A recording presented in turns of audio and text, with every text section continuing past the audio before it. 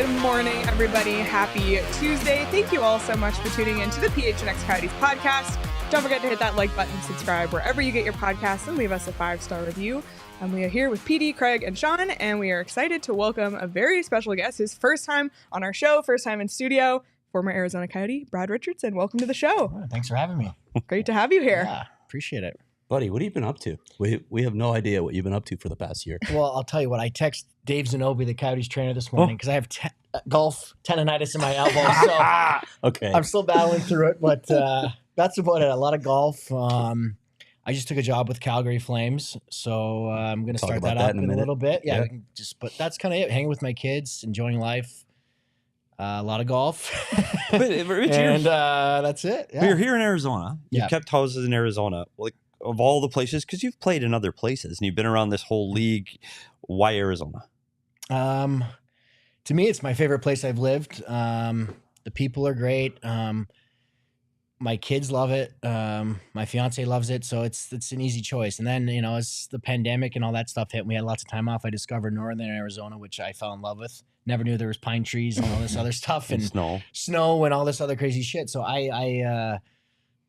I don't know. I fell in love and we spent a lot of time in Flagstaff now. And I don't know. A lot of people that have similar interests, and it's just easy living here. We lived in LA for a long time, and my wife, is an actor, and we just I think he got sick of that rat race and some of I don't want to say, the phoniness maybe in a way, and just some of the bullshit you don't want to put up with in your life.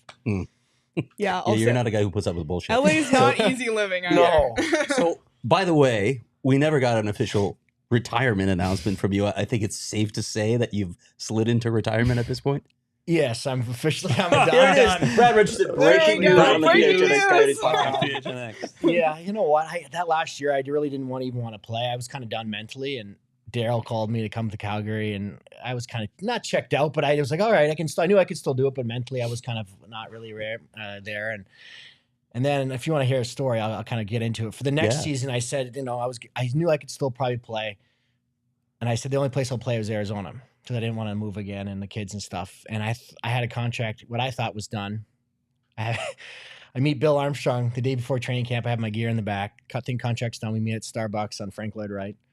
And apparently the contract changed. And then I drove to Flagstaff an hour later, and I never picked up my skates again.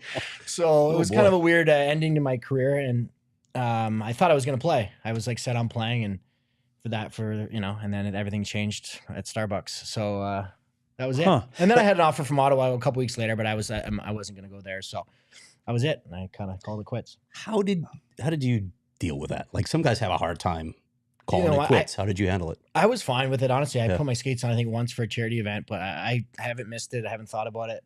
I watch hockey. I was happy with what I did. I was physically and not physically. I knew my body felt okay, but mentally I just didn't really want to train anymore in the summer. I wanted to hang with my kids. I was sick of missing the dance recitals and all the stuff that you're going to look back and kind of kick yourself for, I think. And I put my years in. I was happy with what I did, and haven't missed it all. I'm happy to get back into the game at a different, kind of learn a different side of it, but definitely don't miss the grind of every day playing. That's hard, and you look at what the rumors that where you might come back at the beginning of that year. From the outside looking in, you fit with what they're doing. You're a veteran centerman that can help lead guys on your work. You play the right way. We'll talk about how you are in the locker room, because you're a dying breed in the locker room. So it's unfortunate they didn't get it to work out. But when I've talked to a lot of players and coaches that leave the game, and there's this, I don't want to say bitterness, but there's like we talked about Dave Tippett earlier. Tip doesn't watch hockey right now. He didn't for that first year.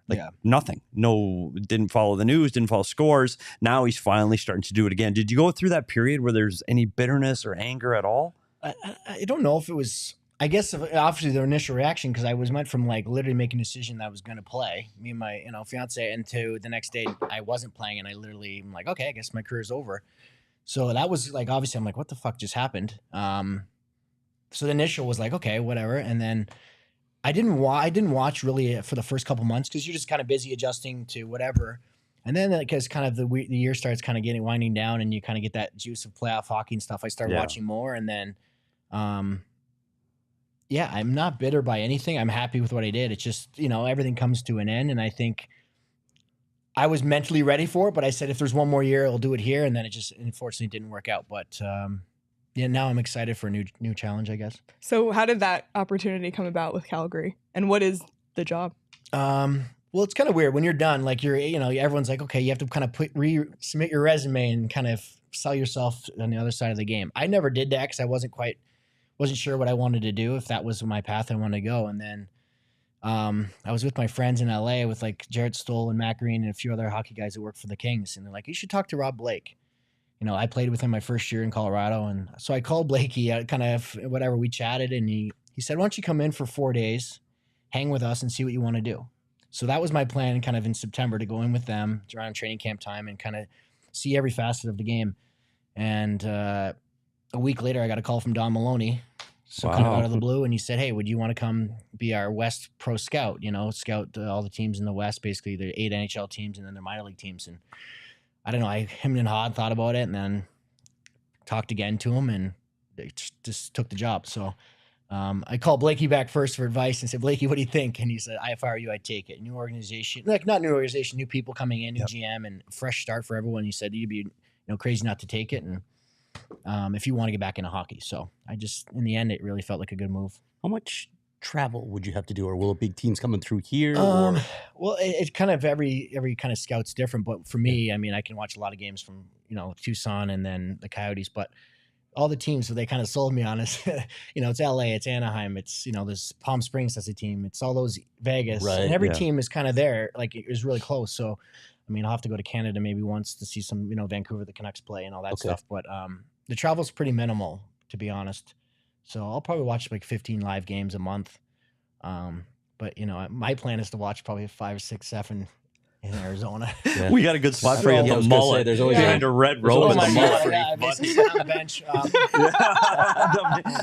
Yeah, maybe they'll let you sit there. Yeah, there's no other room. Yeah, so I don't know. It's just a good way to get in. And I mean, I have a lot of friends that work for other teams in the exact same role. So I think we'll cross paths with a lot of people I know and friends, and maybe bring my golf clubs to some of these warm spots. But it's also a life that's compatible with family life, right? It is. And if it was scouting out east or something like that, I wouldn't have done it. But it was just that I think the fit was good, and they said my name just came up when they were meeting about doing it. And I've known Don since the Coyotes days, and I know I've played against Craig and some other guys there, and I think it just seemed like the right fit.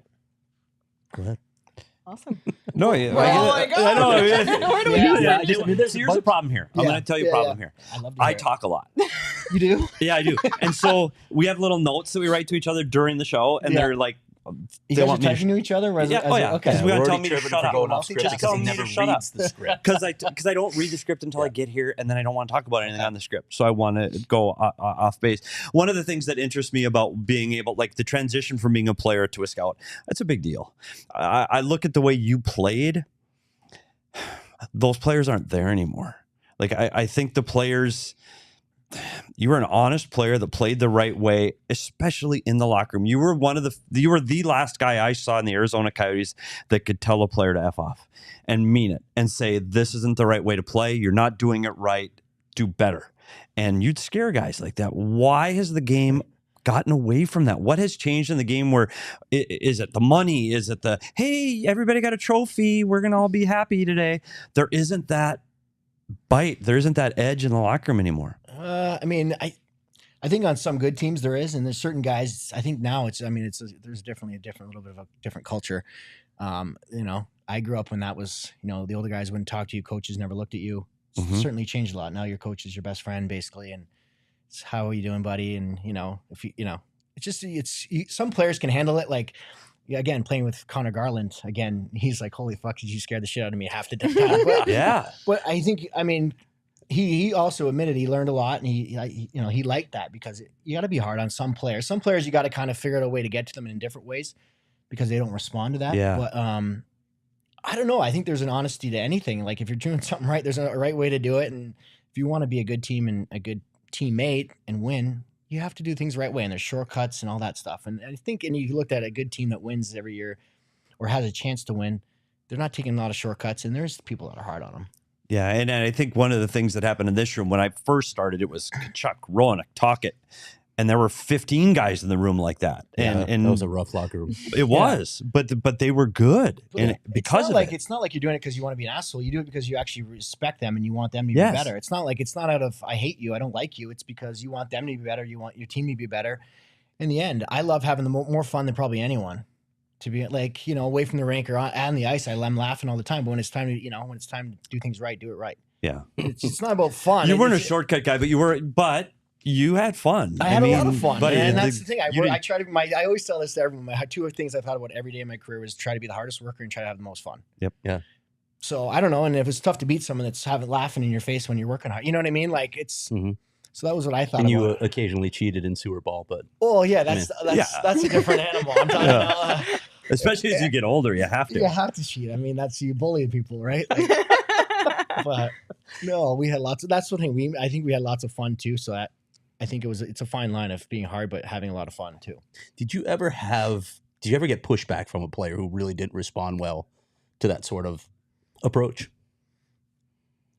I don't think I had to do it that much. It wasn't like I was every day like, fuck no, you, it was just like once in a while, like, especially with young guys, sometimes you have to learn how to do things right. And it's just repetitive. Like me and Connor Garland, I remember taking his knee out before training camp because he was cutting across the ice all the time doing this fancy shit. I'm like, Connor, you're not going to, someone's going to take your head off. So I'm like, if you're not going to learn, you do it 4 or 5 times. And I'm like, all right, I'm going to have to take you out. Like, and it probably wasn't there, everyone's like, Jesus Christ. But I'm like, he learned from that. He still remembers it. He laughs about it. He's like, yeah, it was being a dick. I was trying to, do all the stuff that you're not going to, and this is 3 or 4 days before training camp. I'm like, it's time to start playing the right way. That, if I did that when I was young guy, someone would have stepped up and murdered me. Who were some of those guys when you were like early in the league that kind of like Brad May, Bob Bugner, all these old school, Jim Cummings, like all these guys. You're like, Jesus, like we had Peter Worrell, we had Scott Parker, we had all, those guys you were scared they wouldn't even look at you. Like you opened your mouth and you're like, no. It's so different though now with these rookies. Like I remember Shane Doan and Danny Briere being rookies and carrying everybody's bags off the bus. Like if you said that to a new player coming into the league right now, especially a high draft pick, they would call their agent and their mom immediately and go, Mom. Like, I mean, I think it's a good thing some of those things changed, to be honest, because it was a little off, it was a little too much, some of the stuff. But I just think there's I love players that just kind of that hard-nosed, but have fun and just do it the right way. It's still a game. Yeah. And I think one of the things I saw in players too is, and I'm not advocating doing things, and you still are a professional athlete and you have to follow those rules, but it's okay to have fun. And I think as my career started to begin, I was done. Those kids it wasn't fun anymore. It was, I got to get to my room. I got to have my protein shake. Do you guys want to play Xbox later tonight? And like, it was so focused on, I got to eat, I have salmon with kale, and nobody's getting a pizza, a beer, and going watching a game anymore. Like the fun kind of bled out, and I don't know if it was the money, but I still think that you are that last tail end of, hey, it's okay. Yeah, I mean, the one thing that drove me nuts, and Petey, like after a game, I want to have a piece of pizza. I don't know I never got what the issue was. Buddy, I'll just go home and order a pizza if I want. It doesn't make sense. We just worked our ass off, did all these calories. You think one piece of pizza is going to change how we are the next day? It's the dumbest thing I've ever heard. That argument. Who where did this come from? Argument. And I used to get it with all the strength guys every day, because we used to get pizza and we'd eat it before you guys got off the ice. Yeah. And then I couldn't. And then we get those wraps, and like nobody ate them. I know. That's why I said don't get anything because you're just wasting your money. Just stop getting them. Get the goddamn pizza. I just sweep them right in the garbage. You hear that, Mike Bond? Get the pizza. I mean, come on. Kenny, Tommy Powers, and JP and I really went at it about the pizza. Get the pizza. Well, I would sneak in the Stan's room and grab a pizza off him or something. We're all eating it anyway. Yeah, you just I'm going to have 6 beers anyway after the game. Whether the calorie you're drinking it or eating. Exactly. How did you get to be friends with JD? How did that come about? I don't know. Anyway, he got traded here from McGinn, right? Yeah. Yep. Yeah. I don't know. He moved into it was Connor Murphy's house in my community that we lived in on Scottsdale. So we kind of started carpooling to the rink. And I think it was just kind of, you're hanging around with a guy long enough, you kind of become friends with him, Yeah. But we were still super close. We hang out all the time. We golfed yesterday together.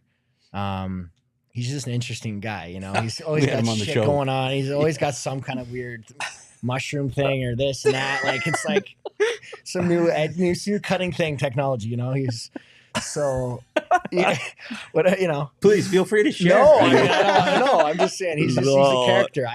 We have a lot of laughs together. We've done a lot of we went camping a lot during the pandemic and stuff like that. So we've become close with him and his fiance. Like real camping? We went to Lake Powell twice. Like, is that tents camping or? We went these camper vans. Okay, so not bohemian kind of camper you're not vans, but no sleeping in the bathroom. dirt. No, okay. No, but no bathrooms. You're nature. You're out in the nature. Yeah. So we've become close, and So it's funny though with him. It's another guy. He didn't get cheated, but he had a lot of fun. JD had fun. We had him on the show a couple of weeks ago. And he was kind of pointing the fun at other. Well, it wasn't me. It was those guys. He was giving it the. I didn't do that. It wasn't me. No, it was pretty much you, JD. You had a whole lot of fun. So do you still see him now? Because he's up by Flagstaff by you. So you see him all the time. I saw him yesterday here, and we golfed yesterday, and then we did a long weekend in September or whatever it is, Labor Day. We're going up to Flagstaff to hang out. Oh, nice. Playing a pickleball tournament together. So. Oh, buddy. We had one of those here. That's harder than it looks. Yeah. They say it's roll people. He's already giving me strategies on what we do, and I'm like, man, But you got this. Yeah. So where's the site? I'll be up in Flagstaff that same Pine weekend, Canyon. so I might have to sneak in. Craig, don't ruin your hip. Yeah, I know. I didn't say I was going to play. Yeah, he did. He had a great career. He had fun, too. We and him had a lot of fun together. But he was that old school mentality, too. Yeah, he's another guy, though. And this is what I want people to understand, too, is I don't want it to, it wasn't a big joke. And when the buzzer went and you guys got on the ice, it's time to play. And I think both you and JD, when it was time to play, it's time to play. Yeah. You competed hard. You worked hard. You had fun outside the lines. But when it was time to play, and that's why you're successful in you want to stay on the cup. That's not easy to do. This is the hardest trophy in sports to win, is the Stanley Cup. Yeah. And you worked your ass off to get there. Yeah. And I look back to that team, we just had a reunion last our 10-year. We're talking about that later. And I don't want to hear I just want to, I know, sorry about that. You guys stunk anyway. But the thing, we're still best friends, most of us on that team. We loved being together when we played together. We had more fun, that team, than any team I've ever been on. But we showed up and it was game on. And it was we're going to kill each other at practice. Not kill each other, even though working to make everyone work. And then we get off the ice and we're at the beach. We're having fun. We're drinking beers. And we still, this summer we see each other. It was like nothing changed. And that's pretty rare in sports. Most times you move on from your teammates and you don't talk. You talk to one or two. I talk to 90% of that team. But that's what we're trying to. When I say we, and that's why when I'm with the guy, that's why I don't care. I want to have pizza and beers with the guys. I don't want guys playing Xbox. I want to go out and do stuff. Together. I'm not saying you have to go out until 3 in the morning, but you go out and do stuff and have fun together. And that's what makes teams special. And teams that want to do that without having to poke and prod, those are the teams that are special. You've seen it on different teams too. You've seen they separate by countries or age or location of the country they're from, and they go off in their own little pockets. Yeah. The teams that win, and I know the teams here in the Coyotes, I get it, they didn't win a cup, but they've had good teams here, and those teams are the teams that do this. And it's not like with some of those Shane Doan teams, those guys wanted to do stuff. It was fun. Let's get together. And I think Andre Tournier is trying to do that here. Now, I don't know how well you know Andre, but the things I've heard about him is he's trying to get back to that kind of an atmosphere in the room. Yeah. Well, there's so much more to get into. We barely just scratched the surface. Before we do, speaking of good food to eat after a game, I would argue that Illegal Pete's. Yep. I was thinking about Illegal Pete's on the way in. Really? I really was. I would might argue go there that after would work be today. a great post-game meal, and you can grab some margaritas as well, or some beers. Is it Tuesday? It's Taco Tuesday. It is. It's Taco Tuesday, so swing by Illegal Pete's on Mill Ave. If you haven't been, also great pregame spot once hockey season gets going here. Walking distance from Mullet Arena. It's your go-to spot this summer. You can stop by for happy hour, 3 to 8 p.m. That is a great happy hour, by the way. Every day at all 12 Illegal Pete's locations. 2 here in Arizona, 1 on Mill, 1 on University in Tucson. Illegal Pete's, it's the go-to spot for burritos, buddies, and beer for 28 years. So check it out. And also, we're just about, 2 months away now from the start of the NHL season. I always say get your futures in today, but if you want to bet on something current, you can bet on the MLB, and I believe Petey has a pick of the week. I do. I have the pick of the week. He's been on fire with his. I have been. Bets. I've been doing the bet show after, and the Twins right now. They're at home against Detroit. It's a team they just struggled in Detroit last week. They lost 2 out of 3. Bailey Ober's on the mound today. I like the Twins. I'm going to take the spread -1.5 plus 105. So let's go Minnesota Twins at home. against the Titans. Are you still on a heater with us? I lost a few, but I'm still. I think right now I'm. That's what every better say. I'm 10 and I 4. lost a few, but I'm even. But I'm okay. Even Steven Jimmy O'Neill, dude, he's the only guy. He's the head of security for the Coyotes since the beginning of time, and he looks it. But he's never lost. He's been to casinos from Atlantic City to Monte Carlo to Vegas. Coast. Oh, I won just a little. It was a bad day. I only won a little bit. And the next day, I crushed it. Like, he's never lost, ever. Only guy in the history of gambling. Yeah. So either he's lying. Yeah, I think he's lying. Oh, my God. Yeah. Or he's got 5 houses around the world that we don't know about. Yeah. Well, he might too. Oh, my Shady God. Jimmy. Well, if you want to attempt to tail PD and see if you're successful, you can sign up for the BetMGM Sportsbook app. Use the bonus code PHNX when you sign up. There's a few different offers depending on where you live, but for our Arizona audience, place your first bet offer and receive up to $1,000 back in bonus bets. If it loses, you can check out the show notes for full details. And now listen to Shane talk about the disclaimer. Gambling problem? Call 1-800-GAMBLER. Colorado, D.C., Illinois, Indiana, Kansas, Louisiana, Maryland, Mississippi, New Jersey, Ohio, Pennsylvania, Tennessee, Virginia, West Virginia, Wyoming. Call 877-8-HOPE-NY or text HOPE-NY 467-369 New York. Call 1-800-327-5050 Massachusetts. 21 plus to wager. Please gamble responsibly. Call 1-800-NEXT-STEP Arizona. 1-800-522-4700 Nevada. 1-800-BETS-OFF Iowa. 1-800-270-7117 for confidential help Michigan. 1-800-981-0023 Puerto Rico. In partnership with Kansas Crossing Casino and Hotel. Visit BetMGM.com for terms and conditions. U.S. promotional offers not available in D.C., Kansas, Nevada, New York, or Ontario. All right. Well, you brought it up. It's a painful memory for many But Coyotes it's the best memory ever for this franchise. like 2012. yeah. We always it's talk just about a better 2012. memory for Brad than yours. Well, yeah, I see it a little different too, but we'll. Yeah, sure you do. But it's a kneeing. It's a kneeing. Overtime, game 5. Okay, It's a kneeing. great. Yeah, maybe it is, but I mean, we still won the series 4-1. I'm kidding. It wasn't I'm up kidding. game 7. I mean, I'm 4-1. kidding. It's a fucking Well, beatdown. you already talked about that It was a group. beatdown. You've talked about that group and how close they were together. That team barely squeaked into the playoffs. Like, it was the last few days, barely get in. And I remember thinking, as the Coyotes side, Chicago was the team to beat that year. It was still Kane and Taves, and they were really good in the West. And they got by them, and Nashville was an easier series. In LA, you go, oh, shit, this is a team that the Coyotes have been able to beat during the regular season. They're in our division. Got this. And it was not the same team. Like, that team was special when they got on the ice. You talk about, they rolled through that entire playoffs. Yes. What was that like in 2012? Well, I mean, if you looked at our we started the year, I mean, if we want to go back, we started the year in Europe, which is, to me, it kind of throws your whole year off. We went to Kansas City, then Vegas for preseason games before Vegas had a team, obviously. Then we flew all the way to Europe. Then we came back East Coast, did an East Coast trip, and then we finally got back to LA. We were gone for like 3 weeks. We were exhausted. Yeah. Obviously, we're having fun in Europe. So we had a rough start to the season. 2 months in, we fire our coach. We bring in Daryl. And then I think, it took us a while to get together, but I think the last month we had the best record in the NHL. That could be off by a couple, whatever, but we were ramping up. And if you looked at our team on paper, it was really good. It wasn't like we had a bad team. We were really good, just weren't playing great. We traded for Jeff Carter. And then we knew when we played Vancouver, we knew we were going to beat them. Yeah. Not even a question. Yeah. We were going to beat them. We had this feeling, you know what I mean? It was like nothing was going to, I don't know. And then Dustin Brown hammers Henrik Sedin. There's a hit. I don't know if you guys probably won't remember, but he absolutely murdered them. And you could just see their whole team went, oh my God, these guys are for real.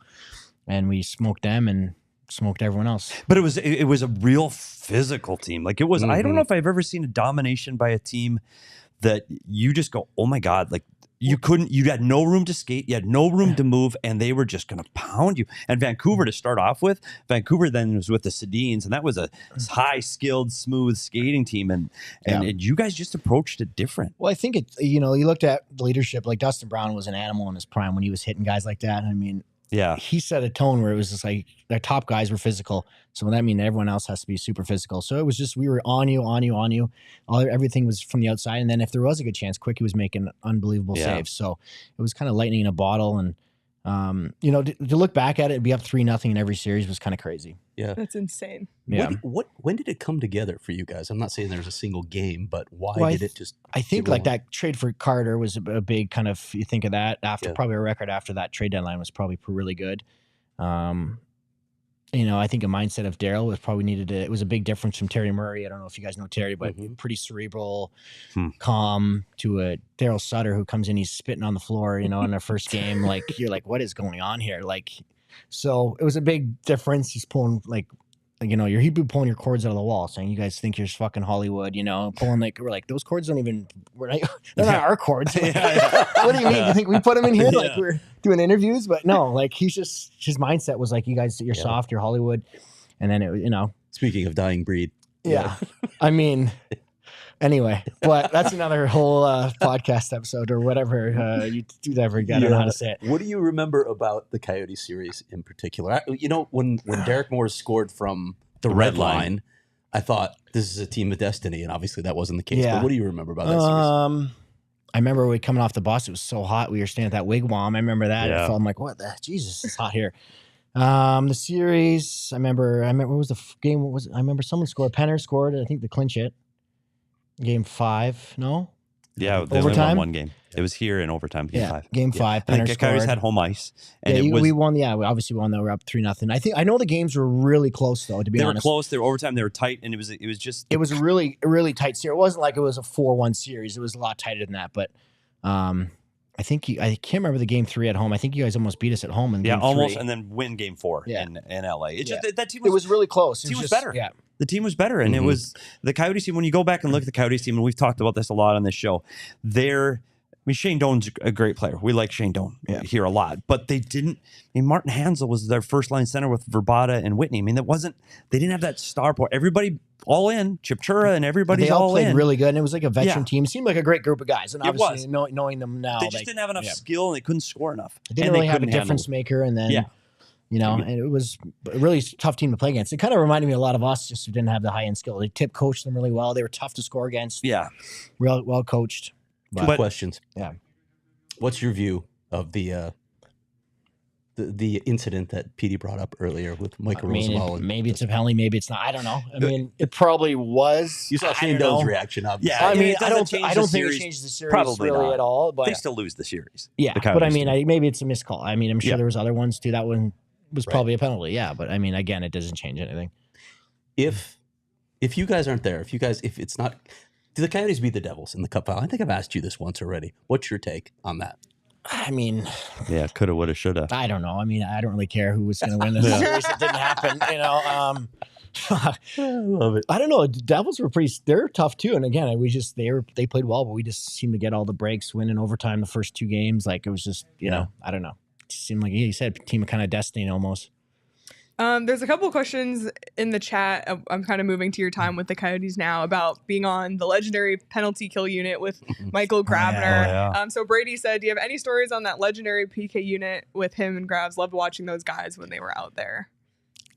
I mean, not a lot of stories. I mean, I think me and him were just good at reading off each other. Grabs has an amazing stick, one of the best I've seen in the league, and then obviously his explosive speed. So if you had a chance, obviously me and him were supposed to, like, anyone gets the puck, just go, basically. So, and I think everyone knew that. The defense knew that. Grabs was gone, and we would just take chances. And I think when I talked to some of the other teams, they'd be like scared to go against us almost. So their power play almost adjusted to what we were doing because they were scared to get scored on. So I think they were more hesitant. And then when you're hesitant, you know, bad things usually happen. So it wasn't a lot me and Grabs talked about. It was just more like instinctual, I guess, in a way. But by the time you guys were paired together, you were veteran guys. Yeah. And so that makes it easier. I think it's hard for rookies to kill penalties in this league. I think you need to have that experience. Yeah. And you're both workers, and he does have a great stick, but you worked your ass off. And you needed to be the centerman that could win draws on that group. No, for sure. And I think it was just we just worked well together. And I swear, we never really even talked that much about it. Was just more reading instincts, and we both done it so much. We kind of knew where each other were going to be. Did Scotty Allen make a difference with that? Scotty Allen was awesome. Yeah. And to me, that was a huge mistake, letting Scotty go. I can't believe it. Like having a number 1 PK or whatever it was and for a couple of years and then let him go. I couldn't believe it. Like, I love Scotty. I think he could be a head coach. I think he's very smart. I don't know. He approached the penalty kill different than any other coach I love the way he worked for. approached it. It was he was for a penalty killer. It was the perfect way for us, and I think you saw the results. I don't know. It was simple. He knew it was detailed. He knew exactly what he needed to do. Like PK is a lot of details and reads and stuff, and he broke it down in a way it was very simple. And I think you could ask anyone that was on that PK, Charmelson, JD, or anyone loved Scotty on that. Ask any defenseman that played from that, you know, those whatever 2 years he was here, loved him. I mean, I think he's just very smart. He gets his point across, and that was it. I thought he was a great coach. Yeah, he's at Washington right now behind the bench of the Caps. Yeah. He's a good man, a great penalty kill. And I thought one of the things we talk about system play, and for people that don't understand systems, with penalty kill, you have systems as well. But you have to react so quickly on the most talented players in the world you're playing against every night. You don't have time to think big mathematical equations. It's if the puck goes here, I go here. That's it. And so it needed to be simple. And people asked me years later, what was the button? No, it's simple. It was easy. Yeah. You worked hard for the first 7 seconds, and you did the 7-second thing. 7-second rule. Yeah, 7-second rule. Well, why not 6? Well, 6 is stupid. Well, that's a whole nother story. But that's why it was so successful. And you had experienced guys that could work there. But he also he got everyone to buy into the system too. Sometimes you have coaches that you're like, some guys are like, oh, this is I don't like this, I don't like this, or whatever it is, or some guys like it. Everyone liked what he was saying, and everyone bought into it. So that's the big thing. You put a question in here about the I have to. Yeah, go ahead. Because I really want to know there's a person I've never met. Don't know him. I've met a lot of people in this league. I don't know him. Don't like him. And he's become the poster boy of the people you love to hate if you're an Arizona Coyote fan, and it's Dustin Brown. And he's kind of that embodies everything we hate here. And then he gets a statue. And he goes, statue? But he wasn't even in the top 10 in any category on his team, more or less, in the history of LA. He's not. He's not leading in goals, points, nothing. He was a captain on a cup team. Two cup teams. I got it. So set the record straight. Good guy in the room, good teammate. Yes or no? Yes. Okay. I mean, quiet.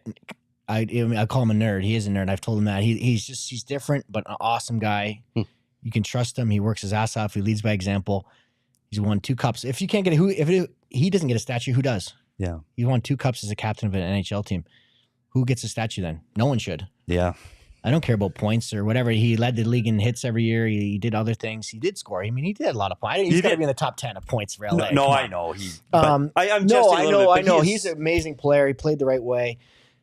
I mean, it was the weirdest thing. He gets stripped of it. I mean, that's got to be the first time in history. Win 2 cups for a team and they strip you of your captaincy. But, no, I mean, I think he deserves it. But I think that's important for Coyotes fans to hear, and I'm okay with Coyotes fans disliking him. He's an opponent on a team you dislike, the LA Kings. Yeah, I get it, but I have heard those stories that he's not what we see on the ice. He sometimes can be a little dirty, but there are players for the Coyotes that could be a little dirty and hit. But I just wanted to hear what he's like in the room. Is he a good guy? Because that's me. When you're done playing, and everybody's going to be done playing. The best players, Gretzky was done playing at some point. You want to look back. Yeah, everybody wants to win, but you want to go, God, I liked playing with that guy. He was a great teammate. I liked him. I believe that's way more important than he was an absolute asshole. Hated him, but he was a good player. No, and he was great. I mean, really super quiet, but just he got on the ice. He led by example. Surprising to hear. He never said a word basically in the room. He was so focused. Off the rink, like you get to know him, like even in our careers down, we had a place in LA, like, I don't know, 10, 12 houses from each other. We hung out all the time, and like, great guy. Just different than, I would say, a lot of the guys on the team that would like to go out and have, he didn't really come out with us that much, but we all like respected him so much. And trust me, he's an amazing guy. Huh. Yeah, would not have written up that profile, Dustin Brown. At all. No. It's interesting. So you look back at your career, and you've played for a lot of different teams, and you've played a lot of games with a lot of different teams. You're Colorado, Vancouver, here, obviously, LA. If they were going to put you in the Hall of Fame, and you're going to, just hear me out, and you got to pick a sweater to go up in the Hall of Fame, is it an LA Kings sweater because of the cup? Or what sweater exemplifies what Brad Richardson was as a player? Which one is the team that drafted you? The team you started your career with in Colorado? Is it the Kings that you won with? Is it Arizona, which you played the most seasons with? Like, what are you when I'll have retired? Well, I guess I could say, like, I probably played my best hockey with Vancouver before I got here, and then when I got to the Coyotes, probably my best years. Like in Vancouver, I put up some pretty good numbers. I got hurt my last year, but I was putting up, I was on pace for 45 points, which is for a third line center, is pretty good with no power play time. So those are probably my best years. I'd say probably the Coyotes, to be honest. I felt like I was a very important part of the team here. I thought I changed the culture here. So to me, that meant the most because I felt like what I did mattered more. When I was in LA, I was more of I was a role player. I just did my thing. And here I felt like I was a role player, but I had a bigger role than that. So I'd say the Coyotes. And probably. I think that's how the coaches, like Dave Tippett, especially, when you started here, that's how he coached. Like it was a team. I don't think he ever had the luxury of, holy shit, we're just going to blow teams out. I don't think he had that here. You had to win by committee. By everyone had to do their part. Yeah. But you also won some important hardware here, obviously. The Shane Doan Good Guy Award. I know that. That's you won the Good Guy Award. First winner. No. That's right. Oh, man. Never let that be forgotten. Yeah, I wanted to ask you about one detail of your game. We've talked about this in the past, but the art of the face-off. I don't know. You had a bag of tricks. Some of those you can't do anymore, but you had quite the bag of tricks, whether it was physical or psychological. Yeah, I mean, a lot of it was just I'm gonna try to outwork you and outbattle you, and it was kind of a mindset. But I did have a couple little like things I do, like your skates untied, and then I get the ref to drop it basically, and a couple. I desperately need it. Seriously? Oh yeah, that works. Oh yeah, it's like you can only pull it off obviously a couple times here and there, but it was like I need this face off bad, and they'd be like, oh shit, your skates untied, and then I'd like kind of engage. And the guy would be like, are you fucking kidding me? The other guy would be like, I told him to step on, and he was like crying, laughing. Yeah. He actually tried it a couple of times. But it's like, I don't know. I love doing it because it keeps you so involved in the game.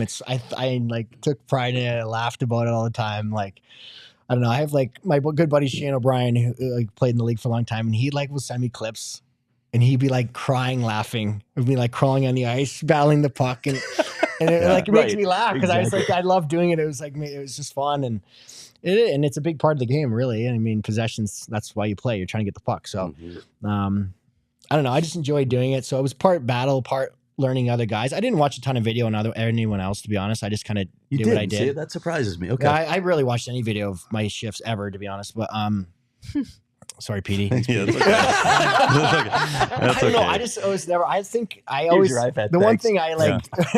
I honestly, and I got he Like was the there. raps. but the one thing I always saw, and it pissed me off, and Petey, whatever. Yeah. I couldn't stand iPads on the bench. I'm like, you can learn more from watching the fucking game than learning from yours. Why is everyone? We're so concerned about what they're doing. Watch everyone else. Learn from other players. What they're watching on the iPad isn't like, oh, I can do this better. It's like, oh, I almost beat the goalie. I almost scored here. What am I going to do? Yeah, and I'm like, Always well, the watch it high-skill in guy. between periods or watch the game. Kels watches iPad Garland. all the time. I know. He was the worst. I know, and I honestly, that's right. I said stop watching it. Yes. And I'm like, because someone just blocked a shot and they're not cheering for him.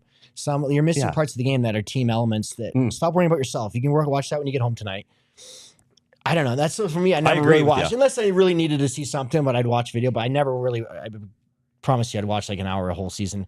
Never really watched. All PD's work. Never watched. fine. I never watched Okay. faceoffs ever, unless I was like struggling against one guy. I'm like, what the hell's he doing to beat How'd me? you get so good without watching other techniques or other? I just knew what I was going to do, and I'm Yeah. like, you can try to beat me. And then if he beat me one time on something, I'd just maybe change a little something. Okay. A lot of it too, like there's where the ref drops the puck, and like the circle's this big, but they usually drop it in like a spot that big because they're trying to get the hell out of there. So you're usually trying to, you know what I mean? Yeah. There's certain things like that I watch more where the puck's going to be dropped, and then what the other When guy's did the doing. rule change where you couldn't touch it with your hands? I don't know. I got Like called that for that. changed, did that actually, change the last way you time I- approached it? Because that was part of. I would think of Antoine Vermette was like that. Well, you they were changed like it. that. They changed it when it was actually Jarrett Stoll. They changed it for because it was in the playoffs that year. He was literally falling to his knees and then just use his hand. So you tap your stick and just walk it back with his hand, and they changed it. Yeah. So that's my buddy Stoley that ruined the whole thing for But everybody. I mean, he was unbeatable, Yeah. Oh man. Couple stories we want to get into. One's related to a super chat we got in the comments from our friend ALLCITY, who said that goal scored against Nashville in 2020 made me scream so loud I woke my mom up and she yelled at me a bit. Thanks, Brad. You're goated. Wow. And we wanted to bring up that winning goal against You got a Nashville. photo of that. Oh, look at that. Not that much. Oh. There's the goal. Yeah. Right There it there. is, Look yeah. at that. Yeah. Man. You won the draw on that? Do you remember the goal? Who shot it? It was a shot from the point. Well, I can still remember it. I mean, I had Johansson on me. The puck, it was Vinny threw it. They got up to the point to JD, I think. Yep. And I kind of made Johansson follow me up, and then I just spun off him quick. And then JD made a really good, like, kind of shot pass to me, basically. Yeah, and you lost Johansson right about the hash marks. Yeah, as you he cut kind to of the thought net. I was It going a up great high, play. and then he kind of spun off. It was a and- great high-skilled play. Yeah, and then he hit it, and then it kind of skipped and actually kind of hit the top of my stick and my shin pad. Luckily, it kind of like got, did the Crosby kind of tried to get every body in front of it and kind of banged around, and then I banged it in. But Is that was that good. experience? Like, it's a huge goal. It's one of the big. It has to be one of your bigger goals in your career. 'Cause it won the series that pushed this team on to play Colorado. Was it hard doing that because there was literally no fans in the building?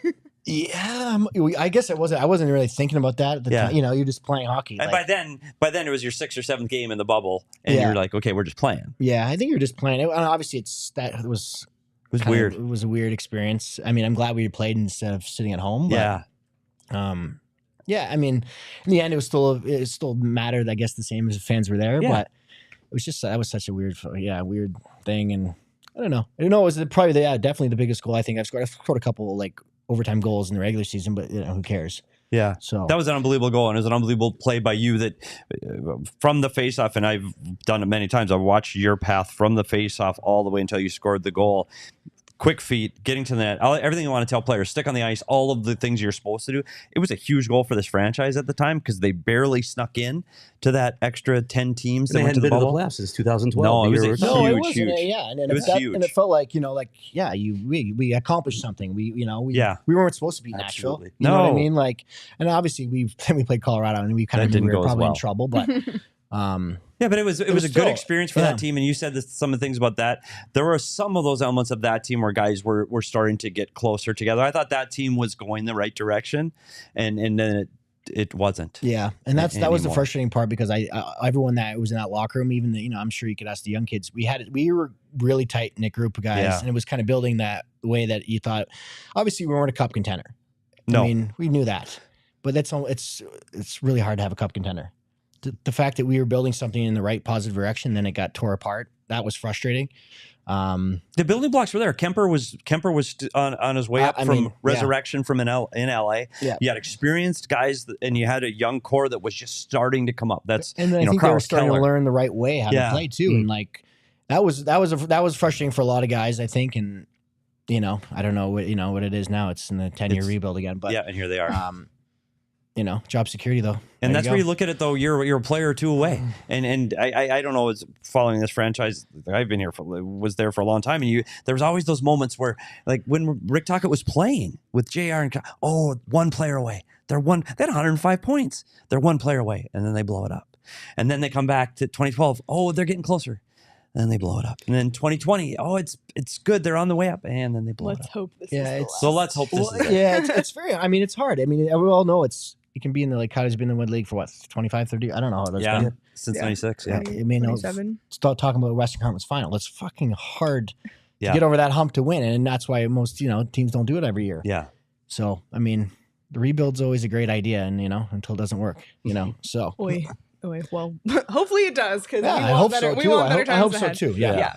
All right. Still some stuff to get into, and we see your comments in the chat. Thank you so much for chiming in as well. I mean, whether they're in the rebuild, whether they're in a playoff run, hopefully we can experience that as a PHNX Coyotes. Yeah, before I retire from this. Seriously. Yes. But we're here. I mean, 5 days a week, no matter what. I can't wait for post games to get back underway. It's because then Craig's not here. What? You can't say that out loud. It's true. Oh, it's going to be Craig's a ton of fun. And we invite you to join the family, become a diehard.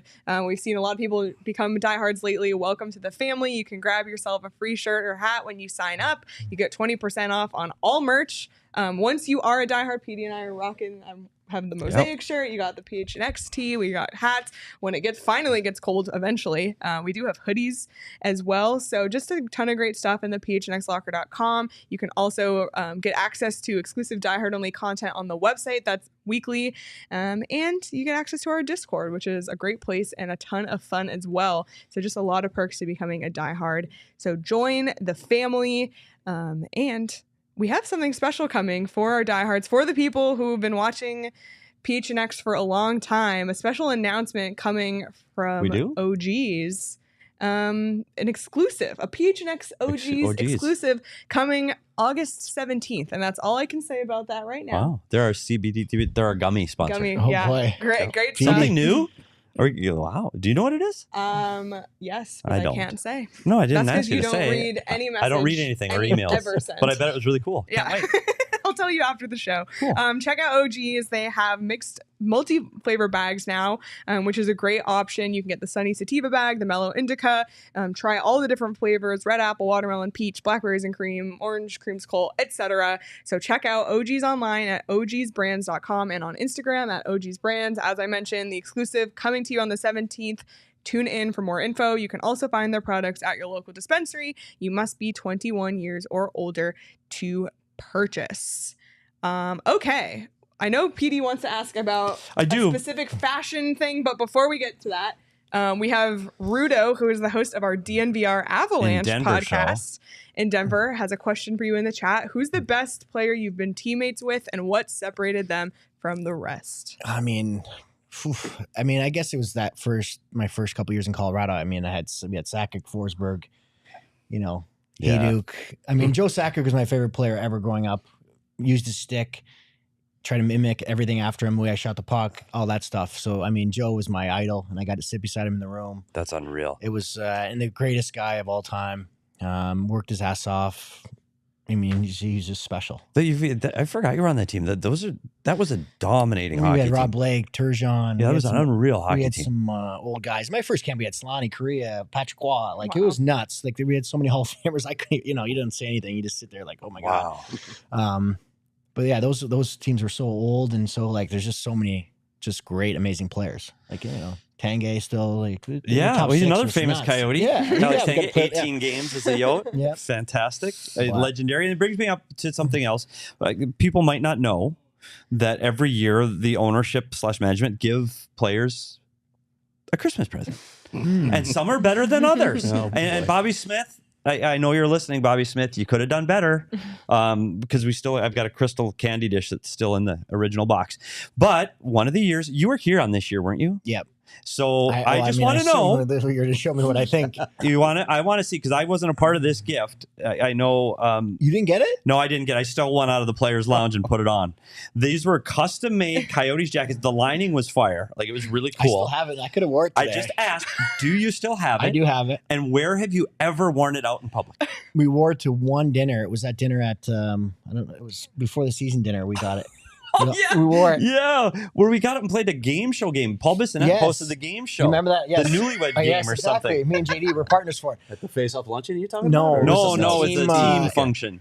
It's a nice restaurant too. It's really Sanctuary. Yeah, it was a Sanctuary. It's really nice. Sanctuary. But you know where we got fitted for those on the plane. Yeah. I was like, what is going on? We had someone fitting us on the plane for a fucking suit jacket. We didn't know what color it was going to be. It came out and it's just this red. I mean, they could have made the Coyote look a little more hidden or something. A little more understated.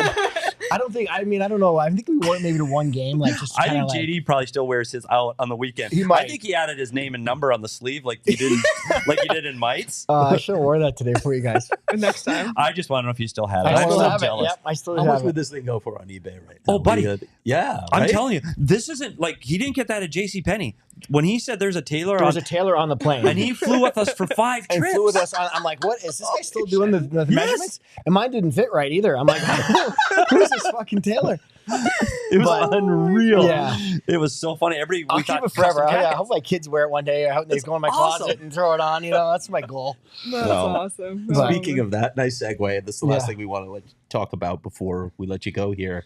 Your family has grown. How is fatherhood treating you? How is everything going with your family? It's good. It's really good. Yeah, it's busy. Obviously, everyone knows with young kids, it never stops. And they're getting to an age. My oldest daughter's 8, and my youngest is 2.5. But she sleeps in our bed most nights, which is awesome. And got him. Yeah. And no, it's the most rewarding thing and the hardest thing. We all know that. And it's just I have a lot of fun together. We laugh a lot and do a lot of fun things. I take him golfing a lot with me, so trying to get him that and a lot of good family time. So it's been good. Well, in Flagstaff, we play a lot up there, and she likes. There's this little candy shop on the one hole, so she loves that. And that's kind of the end of the round for her. She gets 4 holes, and then it's candy from there on out. So, but no, it's just fatherhood's it's the best thing, and we have a lot of fun. So your fiance, you mentioned, so she's an actress, and when you're an NHL player, that's a chaotic schedule. Acting is a chaotic schedule. Yeah. How did you guys manage that? Well, the time we were kind of getting serious was when the pandemic kind of hit. So she was on a show that literally ended 2 days after our season stopped and her show stopped. And then she didn't go back to work for almost a year because, they're a little stricter on some of the policies and stuff. So we kind of had a full year of her kind of living here with me and kind of, hanging out a lot more and stuff. And then she got pregnant and, history, I guess. That's kind of So the timing kind of worked out well for the schedules. I don't know what would happen. The pandemic kind of helped us in a way because we got to spend a lot more quality time together instead of her. It was mostly her jumping on a plane every weekend because she was working full time on a show, and she'd jump on a plane on a Friday night or Saturday morning, come for 2 days, fly back.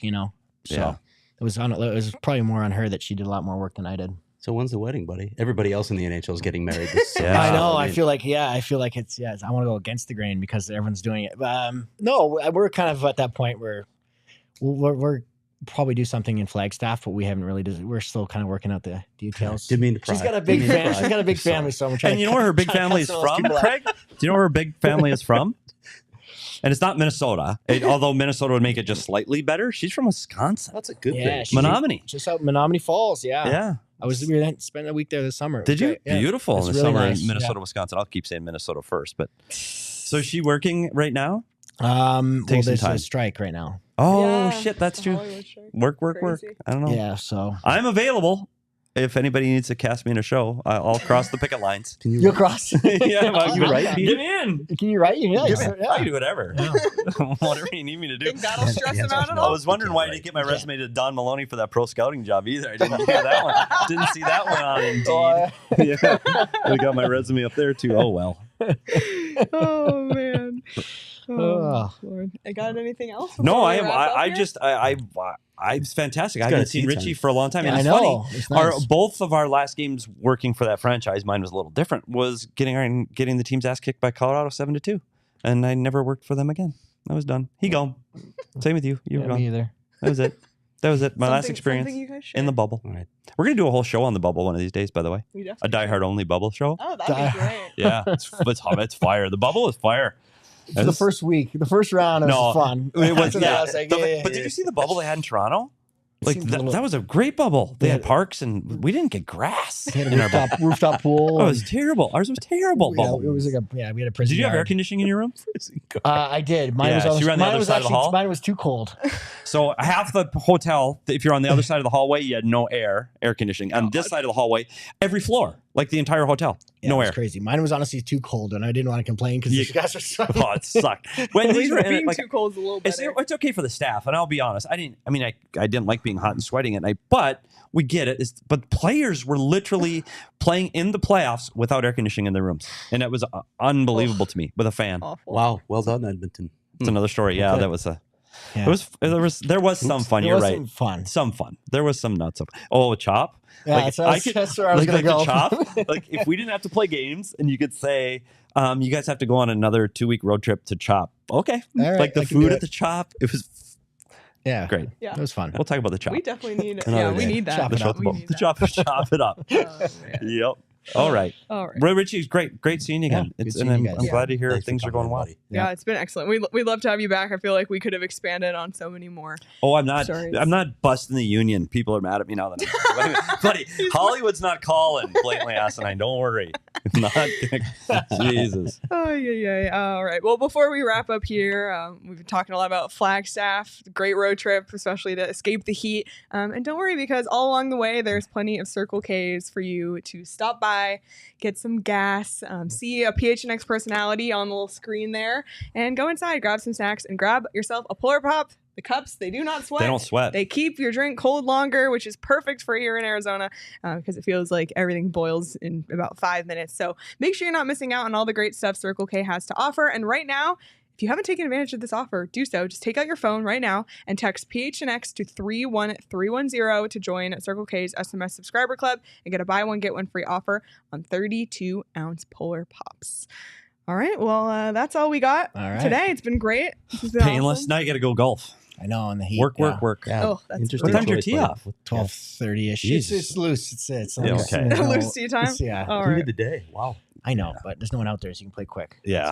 Sure. It'll be Well, fine. we'll get He's you out tough. of here so you can make it in time. Thank you so much again for joining Thanks us. for And having me. Appreciate to it. everyone in the chat, thank you so much for chiming in, for asking questions. Be sure to hit the like button on this way out. We'll be back live again tomorrow, 11 a.m. We're here Monday through Friday, 5 days a week at 11. So be sure to subscribe to the PHNX Sports YouTube channel, and you can follow the show at PHNX_Coyotes. Enjoy the rest of your Tuesday, everybody, and we will talk to you all tomorrow.